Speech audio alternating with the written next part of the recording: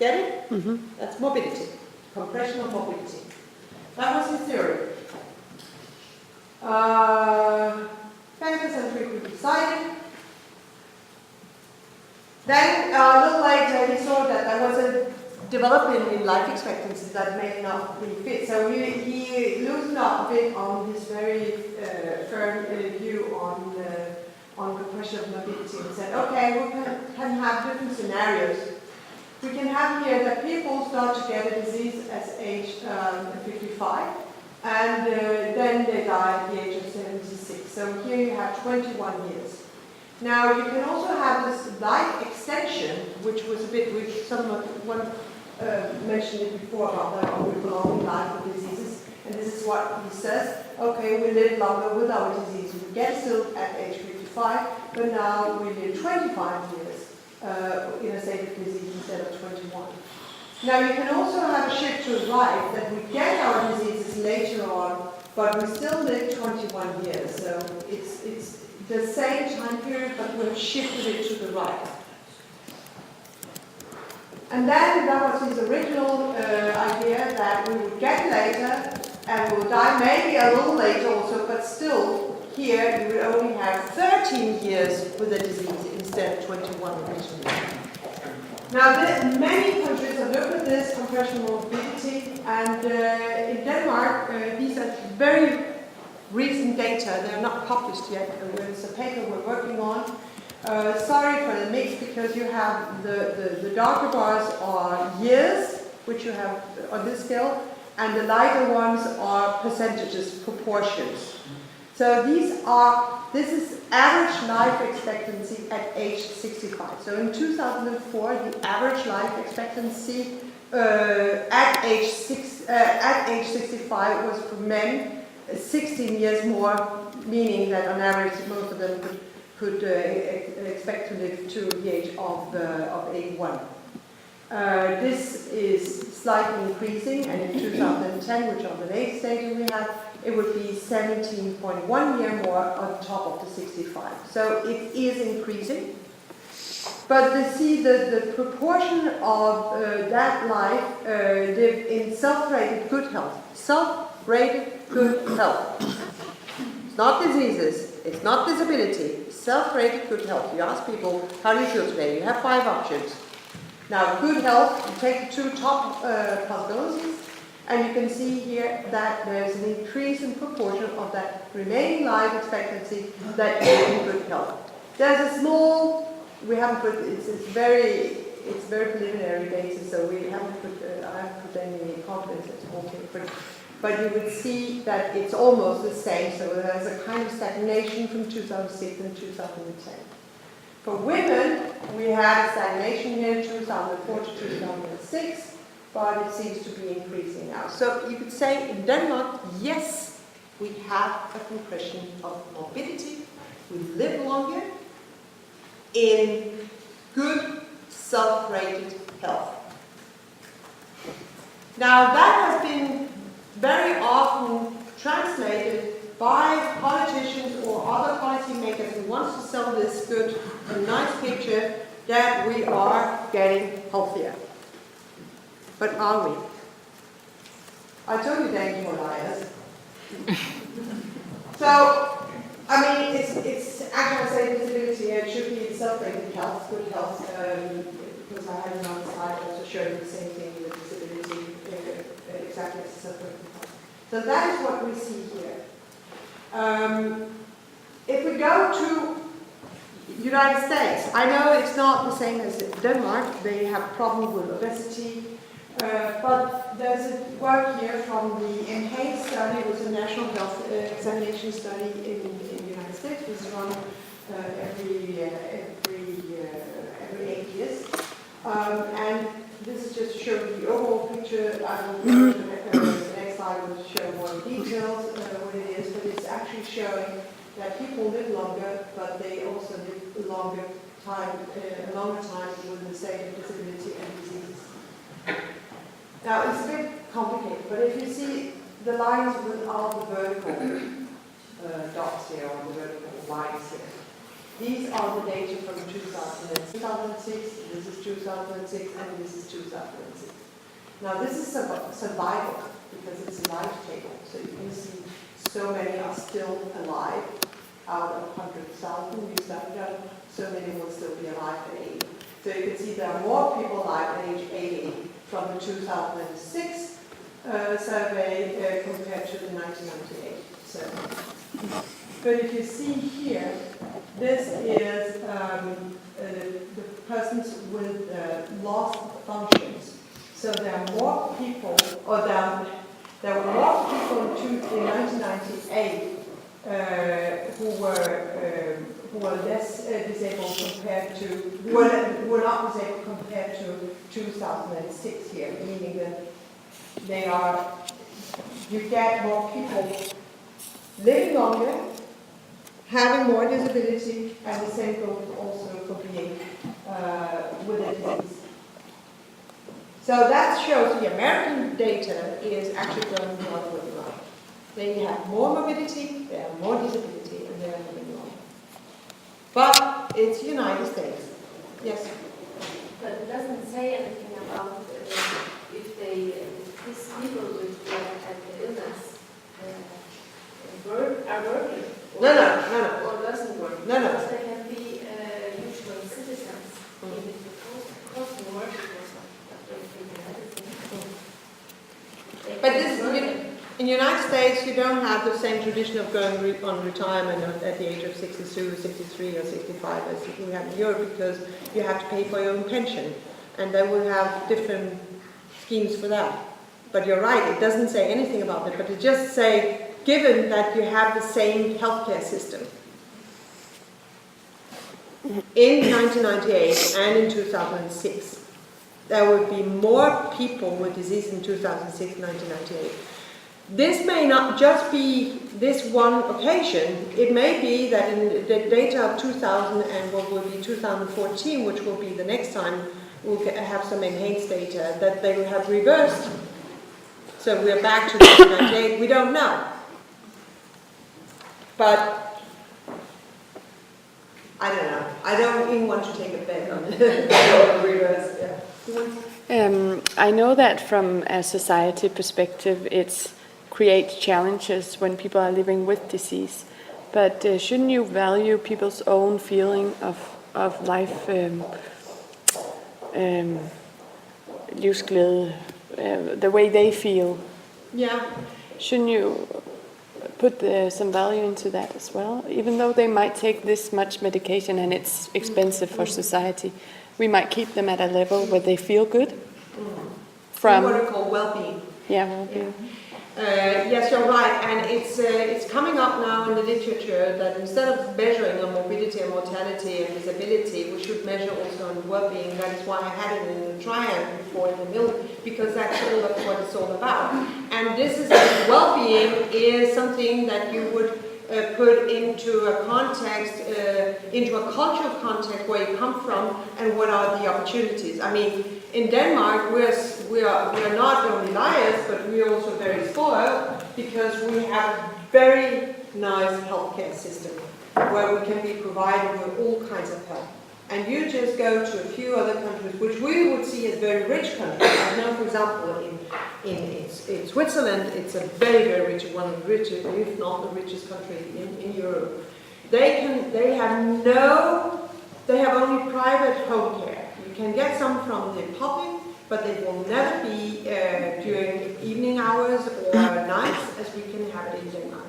So, I mean, the well-being is maybe for a Swiss person coming to Denmark, oh, great, now they can come twice a night here also. That is great. But for a day, it would be going backwards if we went to Switzerland unless we were very rich and pay for it. Yes. I have family in Switzerland, and one of my family is working as a health care helper, and she's doing the evening and the night. She's going after people. So it is possible. Yeah, but you have to pay for it. Yeah. You can do everything with money. Yeah. It's just, if you talk about from the public sector, the way we know it as in Denmark, it's not possible. They don't have that. That's what I was told by some geriatric colleagues I have in Switzerland. So, yeah. Okay. This is a messy slide. This is just for you to look at. But these are the diseases just to show you how much they have increased. And I have this one slide where you can see if you look at, again, against 1998 and 2006. If you look at there's a general increase in diseases in these age groups from 1998 to 2006. This is coronary heart disease, myocardial infarction, and stroke. This may also be true because people are more alert on it and are more, they have a higher knowledge of health today than they might have had in 1988 over these 8 years. Something happens, of course. But what is really interesting is the 80+-year-olds. Look here, this increase in the proportion of people who have had coronary heart disease, both in men and in women, but it's especially in men. And here for myocardial infarction, and here for stroke. And this is a general tendency.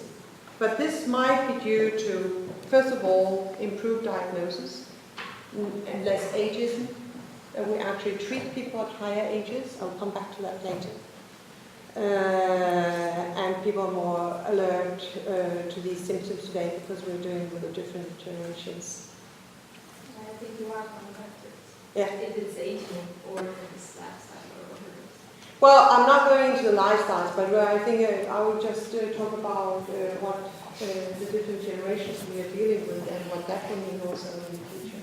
But you can look at the slides yourself. So what I wanted to, if we're coming back to this slide, is if we look at mobility in the United States, we have seen a life extension. That they live longer and they have more diseases. The same goes for disease. So if we should redraw this figure, it would look like this, that we have actually, we're living longer, but we have almost the same time of mobility, at least in the United States. And in Denmark, we have a compression of disability, that is true for now at least. But we don't have any mobility data because all the data we have in Denmark are self-reported. No one has done this as they did in the United States to look at the real prevalences of older people. So in conclusion, we have for sure expansion of mortality. That no one discusses that. We're living longer. It seems as we have an expansion of mobility, at least in the United States, and in the United States and in Denmark it's opposite, compression and expansion of disability. And here what is very important, mobility is not the same thing as disability. I've seen numerous papers quoting Fry saying that they have seen a compression of mobility and then they are reporting data on disability. Be aware of that, because you will meet people out there, politicians who get this message. They don't have the knowledge you have. It will be your work to tell them how to measure these things and what we're talking about. Of course, for a home care system, it's very important to have the lowest disability you can get, because otherwise you will need help from the home care system. But in terms of hospital or primary care physician, it's a matter of mobility.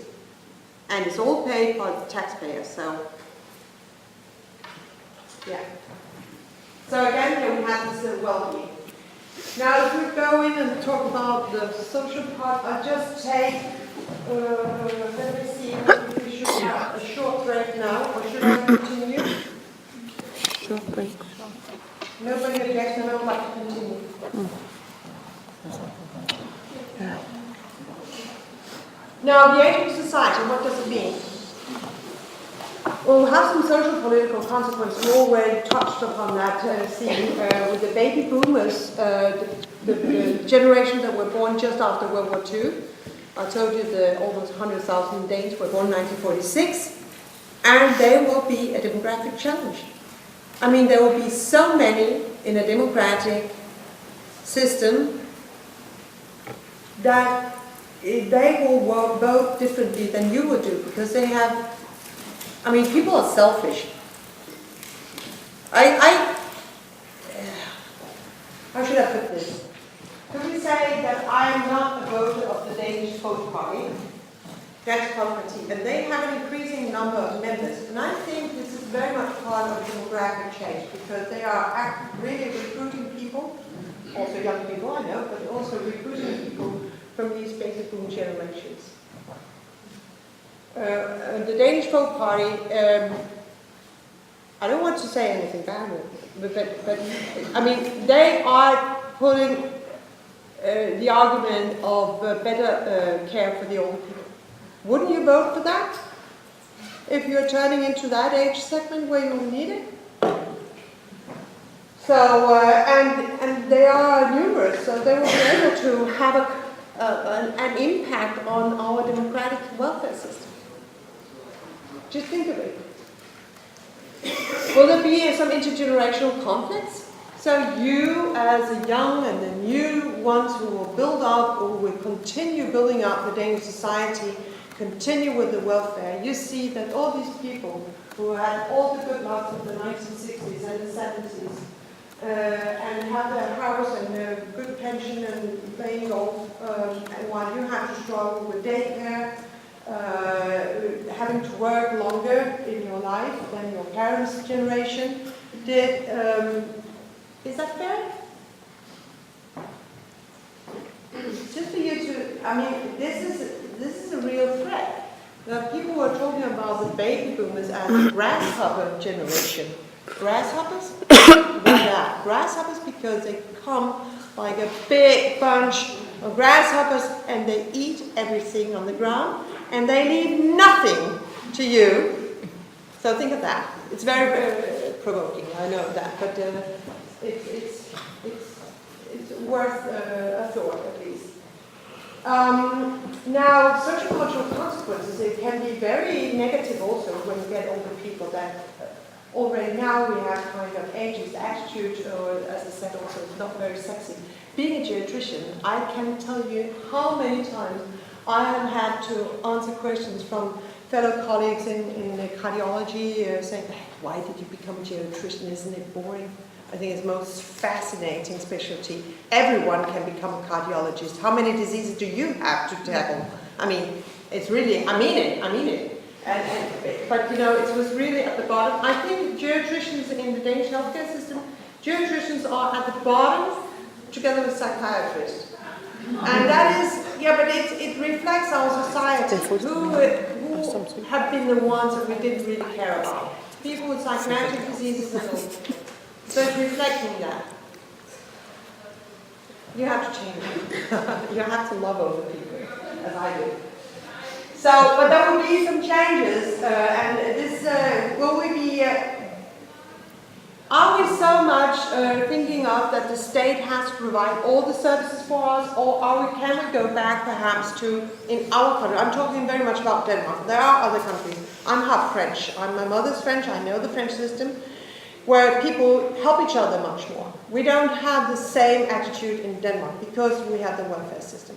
It has its possibilities also of doing something well, because we know that when the state is taking over the personal care, then the family has some extra time to take care of the more practical things that have to be done also. So it's not all that bad. But can we have the families to help out more in the future? Because can we afford it? Can we afford the healthcare system we have today? I have to start on that. Didn't start. Now, we talk about the present generation of older people. I'm talking about mostly of those who were born before World War II. I call them the gratitude generation because I can tell them everything and they will listen to me. But when they come in with their daughters or sons who belongs to the next generation of older people, then we have the grasshopper generation. And they are there, they are asking the questions for their parents. It's not because it's wrong. It's just to give you a picture of how things are changing.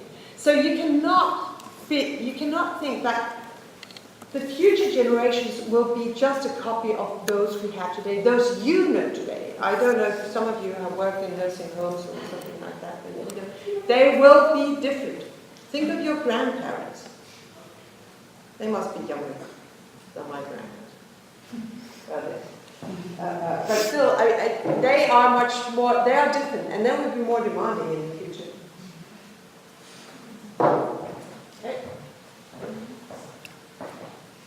Good. Take a break. 5 minutes for preventing our declines. And you may know of the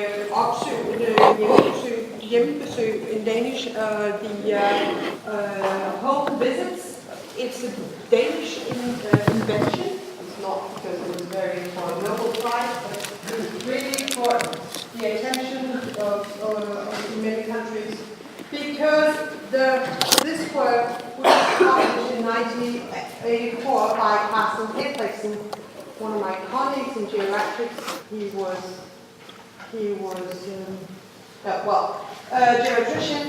He got up. He just out of the blue, he got the idea that he went to a municipality in Copenhagen, divided it into groups, and then he visited one group with a nurse. He went to the homes of these people after asking whether he could be allowed to do so.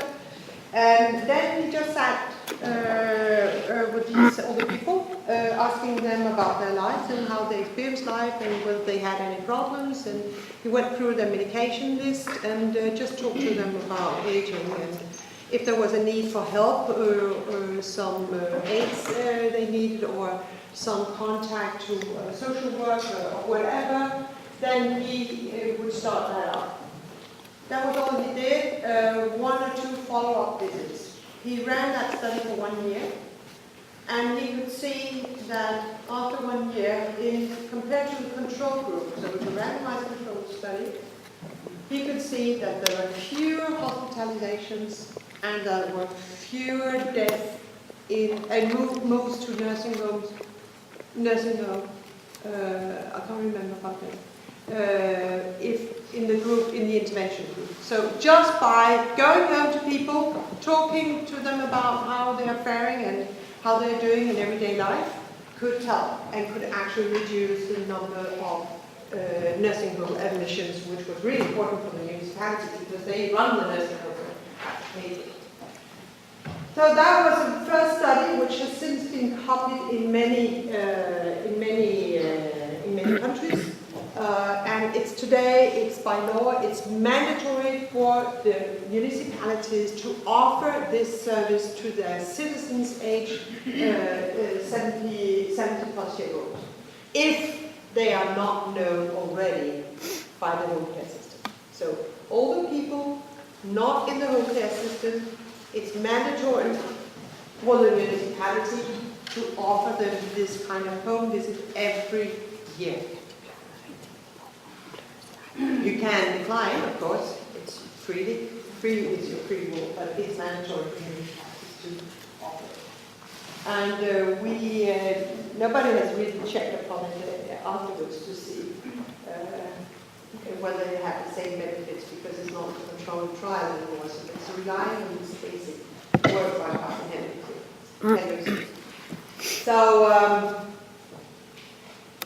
other things that is important in primary prevention is to promote physical exercise and to promote social engagement because it's really important that people feel that they belong to some social network. We have in Denmark, as in many other industrialized countries, the same welfare problem that the younger people are moving away, especially from the rural areas, and who are left in the rural areas, the older people. And the shops are closing in the smaller towns, everything closes down, the bank has gone, public transportation is difficult. So what happens here? I mean, how can we tackle such a challenge of leaving behind the older people? You can make centers for all people to come and go to billiard or to whatever they want to do, or to knit, or to talk, or to have some exercises. But then there's a barrier going there. There are some older people who have a car, but those are the ones who are very often capable of finding out their own way to do things. How do we take care of those who have no car or cannot drive or have different illnesses that makes it difficult for them to go anywhere, and there are no public transportation. And even if there was public transportation, then they have difficulties in entering the bus and getting off the right bus stop, or nervous whether they will get off in time before the doors shut behind them. So there are really some barriers that, for example, in Odense municipality, they have placed some centers for older people with rehabilitation facilities or training facilities, but they are not at all placed in an area where the older people live.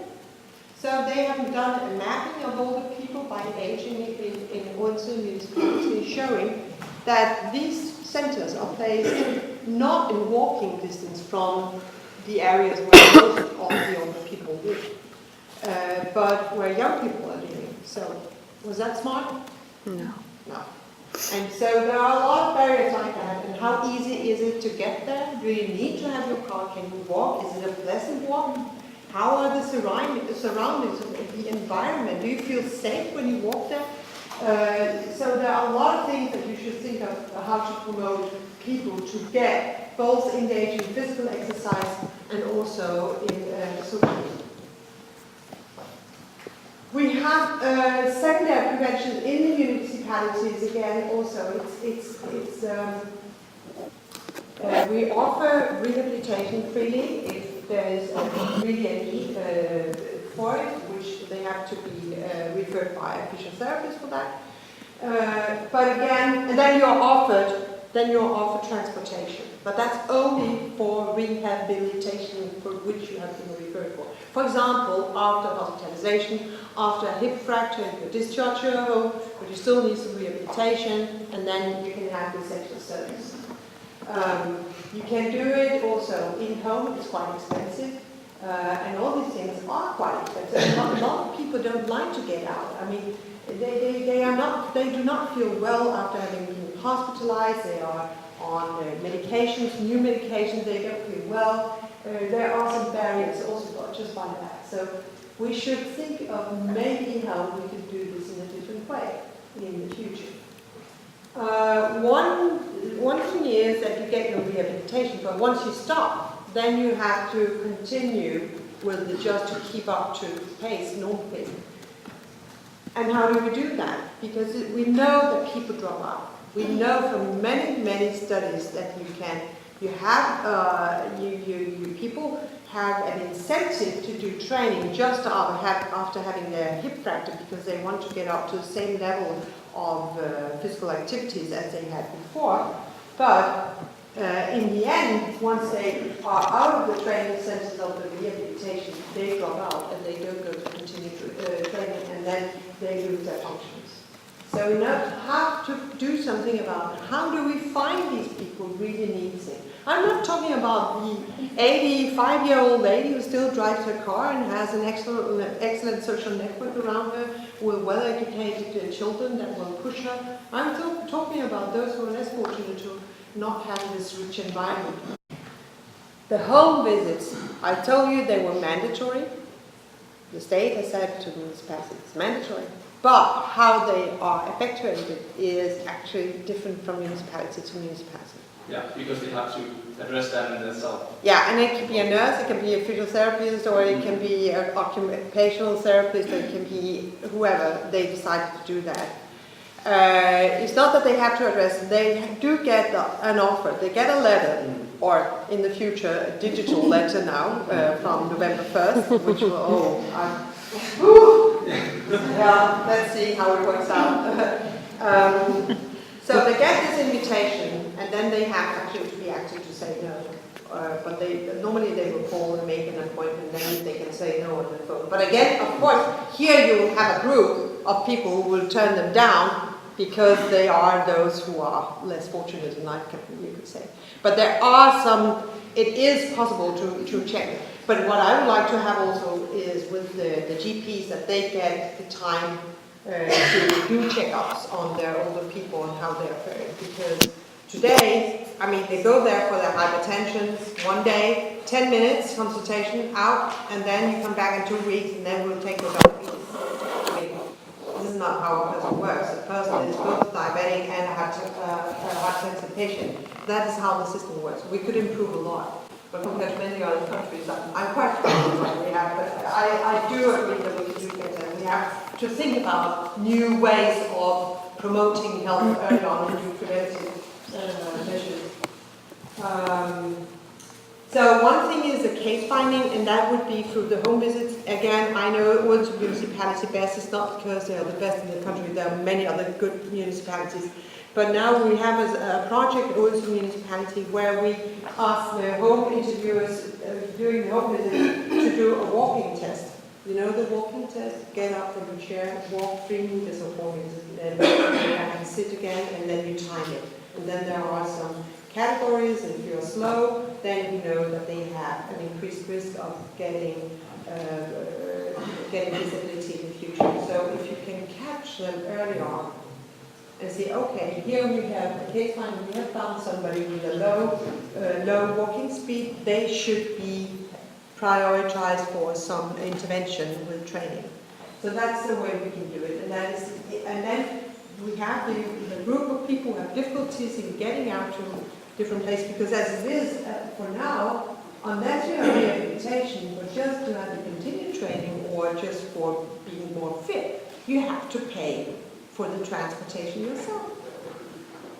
And again, the less fortunate, can they afford it? It would be nice to have just around the corner, or at least in walking distance somehow. But also, maybe we could do something in-home interventions, and we're talking about telemedicine here, which is the new thing in the world. So I already touched upon these things: transportation, handicaps. I was thinking of, for example, a lot of people love to go to swim, but then if they have some difficulties in taking off and on their clothes, then it's a barrier. So can we provide them that help for that? Would there be anybody who will do it? We help them with that.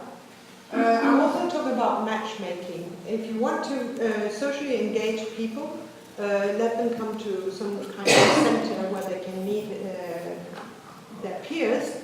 I mean, we have many different peers. So for example, it could be a matter of socioeconomic status level, where you come from.